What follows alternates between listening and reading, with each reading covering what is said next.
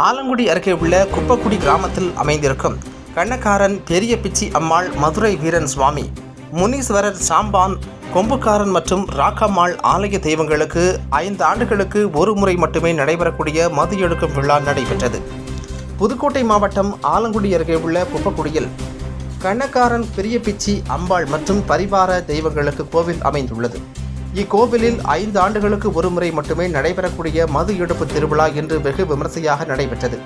இந்த ஆண்டு நல்ல மழை பெய்து விவசாயம் செழிக்க வேண்டியும் நோய் நொடி இல்லாமல் மக்கள் வாழ வேண்டும் என்பதற்காகவும் நடைபெற்ற இந்த மது எடுப்பு திருவிழாவில் குப்பக்குடி, பாத்தம்பட்டி ஆகிய கிராமங்களைச் சேர்ந்த திரளான பெண்கள் தலையில் தென்னம்பாலைகளை குடத்தில் வைத்து அதனை அலங்கரித்து தலையில் சுமந்தவாறு கும்மியடித்தும் குலவையிட்டவாறும் வந்து அம்மனை வழிபட்டனர்.